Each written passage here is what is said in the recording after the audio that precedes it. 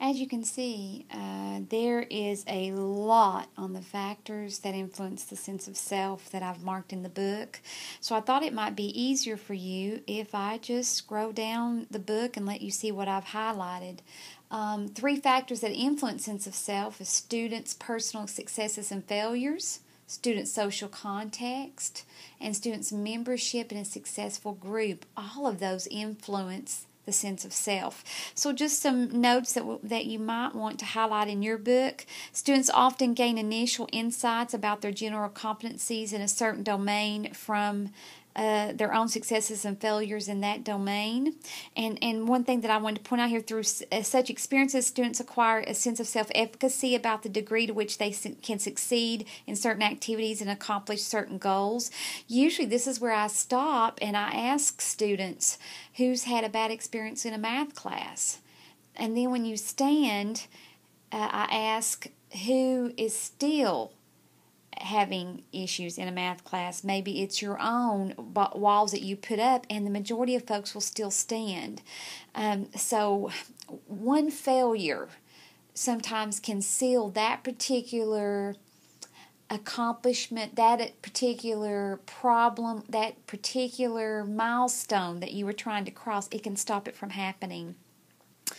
So through such experiences, students acquire a sense of self-efficacy, whether that be good, whether that be bad. A poor sense of self leads to less productive behaviors, which leads to fewer successes, which perpetuates the poor sense of self. However, simply telling students that they're good or smart in some other way special is unlikely to break that cycle as well. Instead, we must make sure that students have many opportunities to improve and eventually succeed at academic, social, and physical tasks. Not obviously easy tasks, which presumably anyone could do, but challenging ones that reflect a genuine sense of accomplishment. When we present such challenges, we must, of course, be sure that students have the prerequisite knowledge and age-appropriate scaffolding to facilitate their success.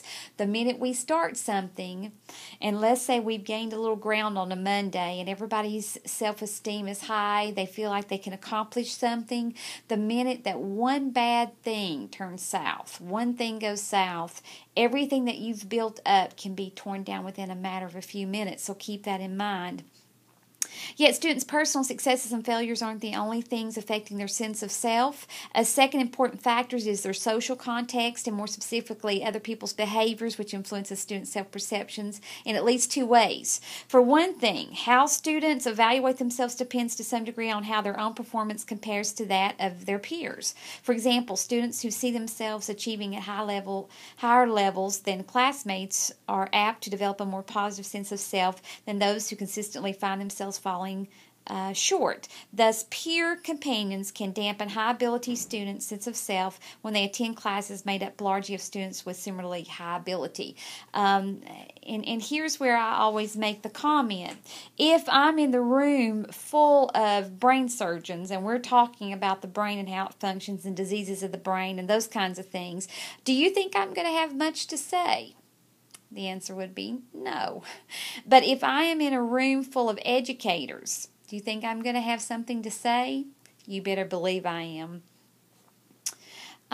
So, in addition, student self-perceptions are affected by how others behave toward them. Peers often communicate information about children's social and athletical competency, perhaps by seeking out a child's companionship and ridiculing a child in front of others, which that's bullying. We see it happening. We hear more about it. Adults, too, influence children's sense of self in part by the kinds of expectations they have for children's performances, and in part by drawing attention to various things children do well or poorly. A lot of times parents will focus only on the negatives or only on the positives, and I think a good equal balance goes a long way when parenting. As teachers, we should, of course, communicate realistically high expectations for achievement and give positive feedback about the specific things students do well. And when we find that we must give students negative feedback, when we find that we must, give students negative feedback, and occasionally we will. We should do so while also communicating respect and affection for them as human beings. For instance, we might point out that mistakes are a natural part of the learning process, and we should offer concrete suggestions on about how to improve. I remember one of the first mistakes that I made coming back into the public school system after being home. I had a child who was being lazy. Chris, and so I called his mom because I know what would happen if a teacher called me with Daniel, Hannah, or Sarah. And so I was just wanting some support and to show the child, hey, the parent and I are working together. So mom comes in, and Jason's sitting on the front seat. I guess it was Jason instead of Chris. We'll call him Chris. Christopher Jason. Anyway, the child's sitting on the front seat. The mom comes in, and I just tell the mom, he's being a little lazy. He's not getting his work done. Just wanted to let you know, is there something else I can do? Do you have any suggestions? And she bent right down, and she was standing in front of Jason. And when she bent down on the desk, she got right up close to him, and she said, I want you to tell Miss Smith, you're stupid, just like your father. I could not believe that a mother was actually telling her child to tell his teacher that he was stupid. And he just sat there with his head down, and she said, Jason, I said, tell Miss Smith you're stupid, just like your father. And he says, I'm stupid, just like my father. And she said, say it like you mean it. He said, I'm stupid, just like my father. And she stood up and looked at me eyeball to eyeball, and she said, like he said, he's stupid, just like his father. Now stop and think about, how do you think Jason felt coming into school the next day? Stop the video. Tell me what you think. Does he want to be there? How does Jason feel the next day after he's confessed to his teachers he's stupid like his father? I'm sorry. Stop the video. All right, you've texted me your answer. Let me tell you, I've never felt so sorry for anybody in my entire life. Do you think I ever called that mother back in? No. It took me 2 weeks to get Jason to where he was comfortable speaking in class, looking me in the eye, associating and having relationships with his other classmates. Oh my goodness, I could not believe. I'm thinking he's stupid like his mother, perhaps. And he's not stupid at all. I'm just saying maybe the mother's the one with the problem.